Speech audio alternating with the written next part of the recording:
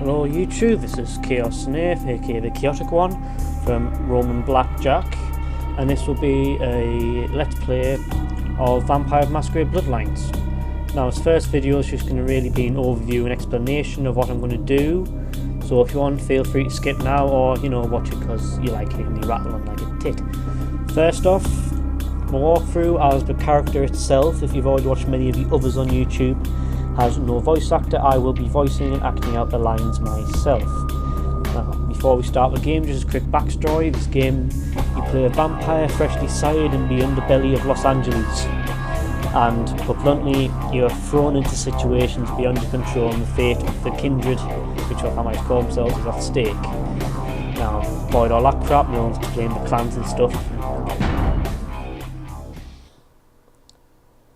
The world of darkness is a place where mortal monsters pull the strings of humanity. Violence and despair are common here. The world is bleak, but escape is ever-present commodity. Perhaps too present. Yeah, I'm going to read out those as well when I can because that's atmosphere. Anywho, this is where you come to the character creation screen. Now, you can answer a series of questions in true pen and paper RPG style, but I doubt you want to see me filling the questionnaire because everybody hates them, so I'll just go direct to the character sheet and just give you the basic overview of the different type of characters, with stats, stuff like that. Now, first off, we have to select our clan. This is basically the type of vampire you want to be, your abilities, your general, how you're accepted at all in the whole stage.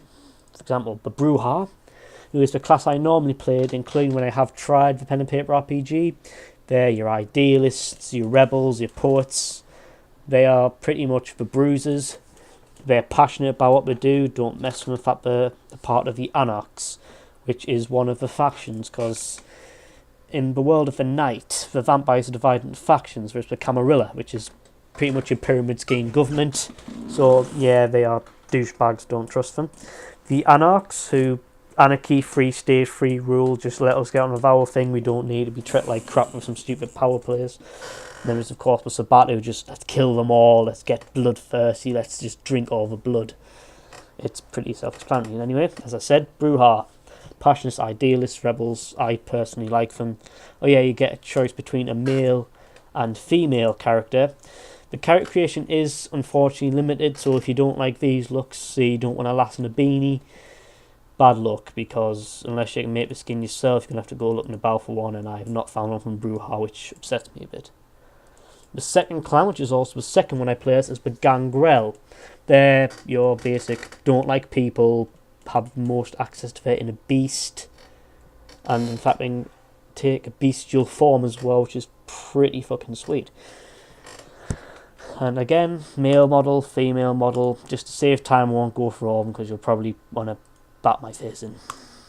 Malkavians are probably the funniest clan to play as because, as one of the selectable histories which impact gameplay and give you a general idea, like change your stats around, stuff like that, they are batshit crazy. It's funny purely because you can just randomly stop and talk to stop signs, television sets, stuff like that. There have been loads of walkthroughs with the Malkavians though, so I'm just not going to play as them.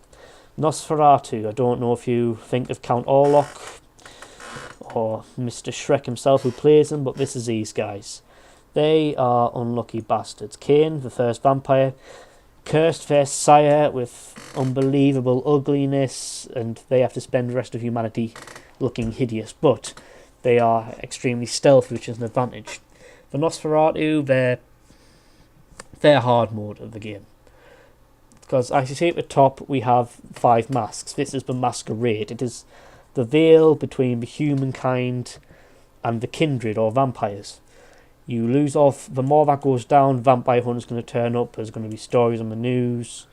It's bad, and when that goes down to 0, game over. Gehenna, or the extermination of vampires, will happen by humans. They'll know vampires exist, and basically the entire undead are fucked. The Toreador, these are the celebrities and pretty boys that have the most charismatic, which is what I like about it, because I prefer charismatic ways of dealing with things, but at the same time they are pompous arseholes. They get double humanity and stuff like that, and they also get bonus appearance, which is good for the whole charismatic track, as I said, but combat-wise, but very, very lacking. Tremere, these are your mage class. They go for a whole dark, gothic clothing, which everybody loves, and if you don't, then why are you watching an awesome vampire game walkthrough? And they even have a unique ability called Thermatology, which is blood magic. Which, come on, if you like Dragon Age, you're just like, oh my god, blood magic. Then you have the Ventru, they're the most Camarilla around. They are the leaders, the politicians, the CEOs of businesses. But one weakness, they can't feed on low life or prostitutes because they might vomit and that'll decrease your blood. And blood is like your mana bar in this, but you also build it up to regenerate health. Now, for the purposes of this walkthrough, Tremere, because who doesn't like a bit of magic? Now, as I mentioned before, histories. You can choose one. For example, Country Club Lothario, which I might actually go for. I'm not sure yet.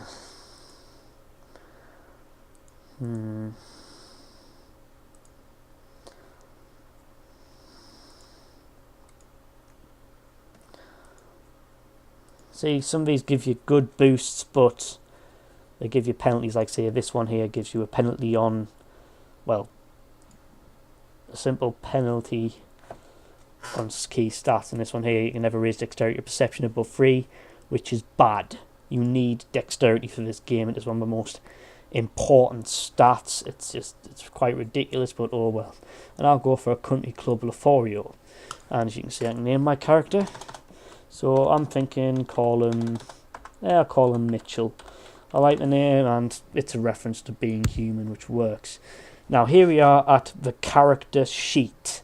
This literally, it's where you decide what your character is going to be like. It's going to determine everything, pretty much. Now she accepts your Country Club Lothario. I can't put any points in mental, which most people think are daft because of Tremere, but I prefer social options, as I say, and you will need your dexterity for this. So I think I'll go for manipulation, appearance, and my physical dexterity. This stat, as you can see in the highlighted area, lock picking and sneaking. And if you want to avoid masquerade violations, you're going to need it. You will need that skill because of how fucking important it is. There's an ability called Blood Buff, which helps you go over it, but that costs valuable blood points. So, let's see, here we are here. I'll go for a point in melee. Firearms, do not bother with them. They are quite crap on your really late game when you get the decent ones. Never use Uzis or automatic weapons because they do not hit anything. You're just firing randomly. It's horrendous. These talents, subterfuge, and intimidation, because the whole, social options makes unnecessary fights avoidable and actually get you good grades. Now, disciplines. Auspex, Dominate, which is probably one of the most powerful, and for Metallurgy, I'll go for Dominate first because you eventually get the ability, which is Suicide. You literally cast them and they just die. It makes things so much easier. Now, I'll leave the intro on, so, yes, I'll explain this now to you before I forget. Humanity. This is really successful because it presents a sort of inner battle, because when you become a vampire, there's a darkness that's just let out. It's a beast. And basically, when it gets let out, you go mad, you will attack everyone in sight, big violation of the Masquerade and just general slaughter. Humanity keeps it in check. You're less likely to feral out the higher humanity. The less humanity you have, the more likely you're going to beast out. So keep your humanity high, and do this by saving people, not killing innocents on the streets. Pretty self-explanatory, but as I say, let's watch the introduction. The Embrace, the act of transforming a mortal into a vampire. And, well, enjoy this lovely little cutscene. Lovely, lovely politics. Oh my. I want to show you something.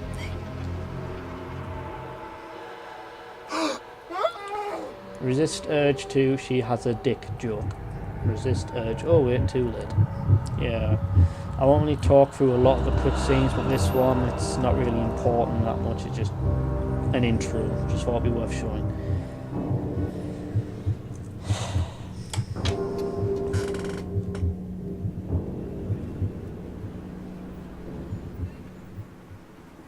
And one thing I will point out, the character you don't play as, their models will appear in game. For example, you pick a male Tremere, your sire will be the female Tremere model which you're about to see.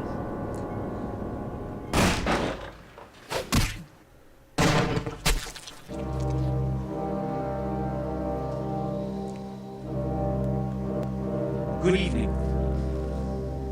My fellow kindred, my apologies for disrupting any business or interfering with prior engagements you may have had this evening.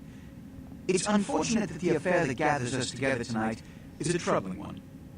We are here because the laws that bind our society, the laws that are the fabric of our existence, have been broken. As prince, I am within my rights to grant or deny the kindred of this city the privilege of siring. Many of you have come to me seeking permission, and I have endorsed some of these requests. However, the accused that sits before you tonight was not refused permission. Indeed, my permission was never sought at all. They were caught shortly after the embrace of this child.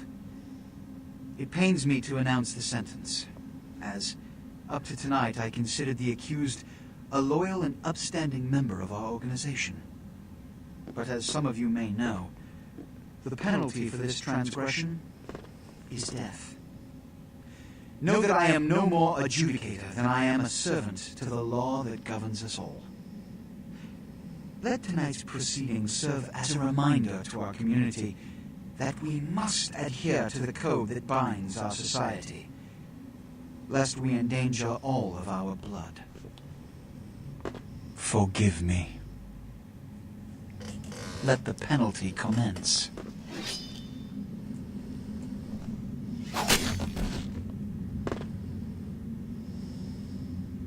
Which leads to the fate of the ill-begotten progeny. Without a sire, most children are doomed to walk the earth never knowing their place, their responsibility, and most importantly, the laws they must obey. Therefore, I have decided that This is bullshit!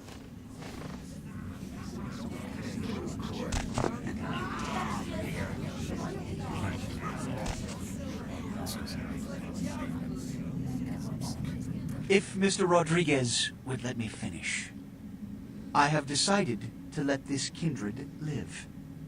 They shall be instructed in the ways of our kind and be granted the same rights. Let no one say I am unsympathetic to the plights and causes of this community. I thank you all for attending these proceedings, and I hope their significance is not lost. Good evening.